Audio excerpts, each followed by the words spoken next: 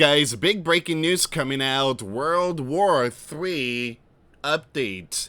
It says here, Russia's fuel crisis hit Crimea hard. Look at this line, guys. Look at this huge line. And yeah, there's some kind of panic going on right now. Also, we have more breaking news. There was a huge hit, a massive hit in Crimea oil facility. Now, residents, people are saying they've seen drones, multiple drones near this area. But Russia is saying that this was caused by a human error, welding issue. All right, so we are seeing something here, guys. This story is coming out right now, so we're gonna get to this one here. So again, Ukraine has not claimed responsibility for this one, but eyewitnesses are saying that there were drones out there. All right, so once again, we're gonna see what's going on with these two breaking news. Do me a favor, hit that like, hit that subscribe, and hit that notification bell. For those of you that want to send us letters or prayer requests, you can send it to me, US Santiago, or my wife, Jessica Santiago, at 3432 US Highway 19, number 2, Holiday, Florida, 34691. And for those of you that want to contribute to the channel, we do have the Cash App link and the PayPal link in the comments box and also the description box. Thank you again for your support. Your support is what keeps us on air. Alright, so let's see what's going on with this news here, guys. So, black smoke rises over Crimea. Alright, oil depot. Now, thick black smoke poured over Feodosia after a fire broke out at an oil depot in occupied Crimea. Now, it says here residents reported drones overhead and an unmanned danger alert was issued, but occupation officials claimed it was only welding work gone wrong. What are your thoughts on this one here, guys? So again, you got residents out there saying, nah, it wasn't no welding gone wrong. We seen drones. There were drones out there near that area. Now, they insisted the blaze started in an empty fuel tank, though fuel oil residues were still burning inside. Emergency crews were dispatched and security around the depot has been tightened. Alright, so what are your thoughts on this? And now we have this news that's coming out, and boy, oh boy. Yeah, there is a gas shortage. Russia's fuel crisis hits Crimea hard. Half of Crimea's gas stations are shut. The rest are rationing 30 liters per driver. Craze snake through cities as drone strikes on refineries spark fuel chaos. With 25 regions already affected, Russia's fuel headache is turning into a nationwide migraine. Alright, so you guys already know they're getting hit hard. The oil facility is getting hit really hard. So you have Moscow Times is putting out this information here. We're going to get to this news here, guys. So you have multiple people out there are not pleased. Whoops, I truly apologize. There we go. Russian controlled Crimea rations gasoline as fuel crisis deepens. It's getting worse. It says here you have authority in annexed Crimea and the city of Sevastopol on Monday began limiting drivers to 30 liters at 7.9 gallons of gasoline per purchased as fuel shortages continue to disrupt the Russian-occupied peninsula, despite Kremlin-installed officials assuring residents the crisis would ease within days. So now there's a shortage, a really bad one, and you can't fill up your tanks now. The rationing affects two common types of gasoline used for automobiles, that's AI-92 and AI-95. Moscow appointed Crimean Gov and Sevastopol Gov said authorities aim to lift rationing on AI 95 gasoline in the coming days, and that they expect AI 92 stocks to normalize within a week if shipments from Russian refineries resume. Now, last week, you have this person here, I'm going to skip his name, promised to restore supplies of AI 95 gasoline within 2 days and AI 92 within 2 weeks. In Sevastopol, this person imposed the same 30-liter limit and published schedules of stations and times where limited batches of gasoline will be sold throughout Monday. Wholesale gasoline prices in Russia have surged in recent months, driven largely by Ukrainian drone strikes that have damaged oil refineries and forced shutdowns at several major facilities. Stop here. Ever since Donald became the leader, there's been a shift to this game of chess of war. Now, when Joe was leader, Joe was not telling Ukraine to go after oil facility. Joe was giving all these equipments. But when Donald came in, it seems like everything, there's a lot of tight-lipped stuff. Again, Donald is not saying much. I believe Donald is giving the instruction to Ukraine. Hit the oil facility. Let's focus on the oil facility. Hit it. Hit it really hard. And I would try to work peace with Putin. And, Putin is like, it doesn't make any sense that Putin, continue with the war. I believe there's a lot more to it. I think Donald is being a little tiny slick here, not saying a lot of stuff to us. So I think Donald's giving the green light to Ukraine to hit these oil facility. Because ever since Donald became leader, all of a sudden oil facility is getting hit. So I do believe under this new commander-in-chief administration, new generals and stuff like that, Secretary of War, they have this different game plan compared to Joe game plan. And that's oil facility. And now we are seeing shortage. Now Donald, the next thing Donald is doing is urging Europeans to stop buying the oil. And also warning India and China not to buy oil or you're going to get slapped with sanctions. So again, this is a game of chess. Donald is basically giving a green light to Ukraine to hit the oil facility. Even though Donald's not saying it, but it's, it's common sense, guys. This is all a game of chess. So it says here, give me a second. The fuel crisis has heavily impacted Crimea, with the business media reporting last week that half of the peninsula gas stations has stopped selling gasoline altogether.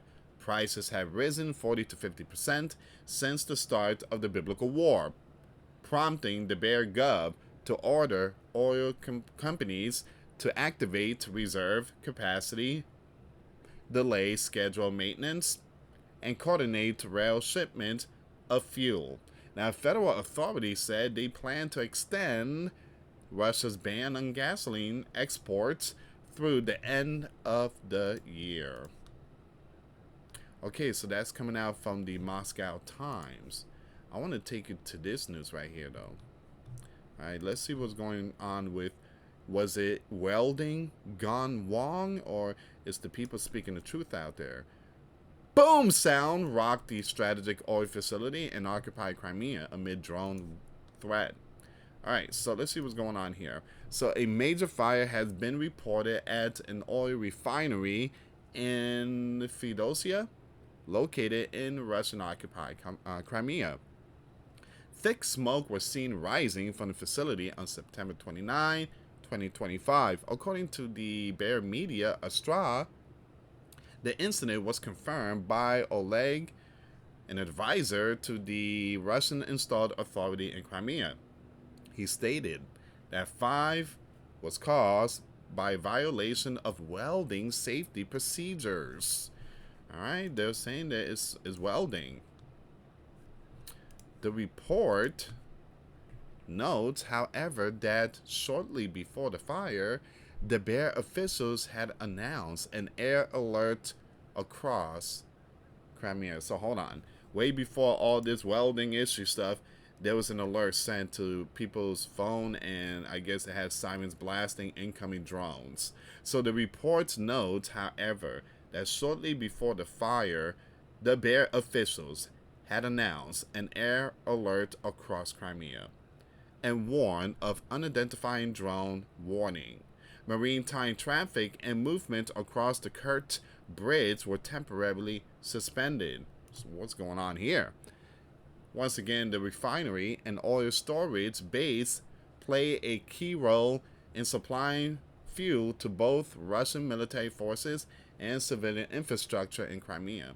The facility is managed by the company Moxie Oil Terminal and has a transfer capacity of up to 12 million tons per year. Its storage capacity reaches approximately 250,000 tons of petroleum product. And since the beginning of Russia's full-scale invasion of Ukraine, the site has been repeatedly targeted in airstrikes. Early of October 7, a Ukrainian strike ignited a major fire at the Feodosia oil depot in occupied Crimea.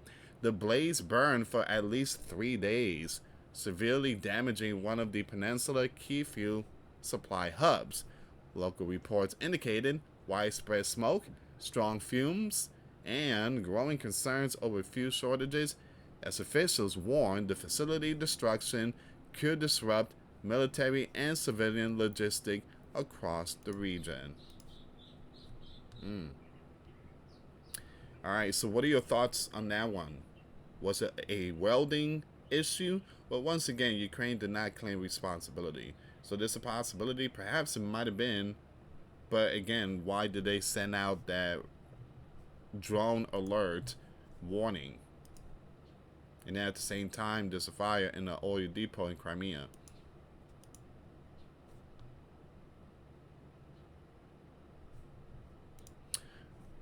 So once again, very, very tough times out there for Moscow. Moscow pumps are running dry. The Kremlin just slapped on a partial ban on diesel exports and extended its gasoline export ban through the end of 2025. Official lines said domestic shortages. The real reason? Well, Ukrainian drones keep smashing refineries, gutting the bare fuel production capacity. That's a body blow. Diesel is the bare most valuable fuel export after crude oil. It props up both the economy and the war machine. You hear that? So again, the oil, them selling oil and gaining profit, it goes to the war machine. So if they take out those oil facility, the war machine would kind of ease down. There's no way for the bear to launch all those drones and missiles. The energy superpower that once threatened to freeze Europe now can't even keep its own tanks and tractors running without rationing.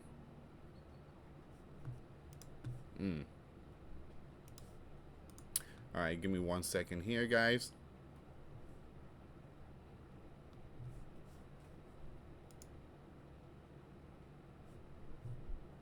So we are definitely seeing a lot of stuff here.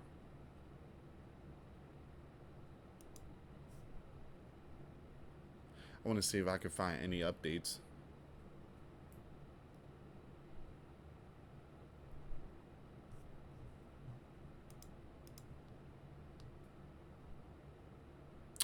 Oh, so we do have breaking news here. I was not aware of this one. So the U.S. commander has just greeted the Holy Land Prime Minister Ben at the White House as they work through a 21-point peace plan for Gaza. All right, so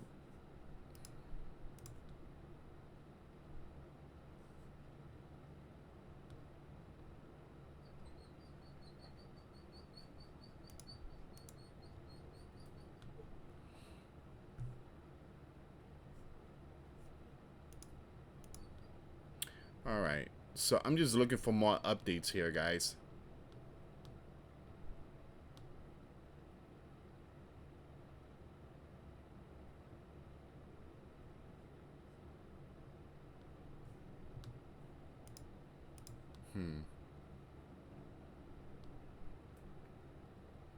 Yeah, it seems like this is all the information here.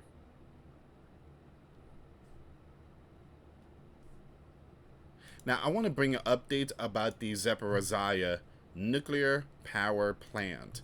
All right, we talked about this, and it was 2 days ago. I did mention that this power plant has been down, again, blackout for 3 days. Now it's going 6 days. So, Zaporizhia nuclear power plant has been operating on generators for 6 days now, and it is unknown how much diesel fuel will be enough.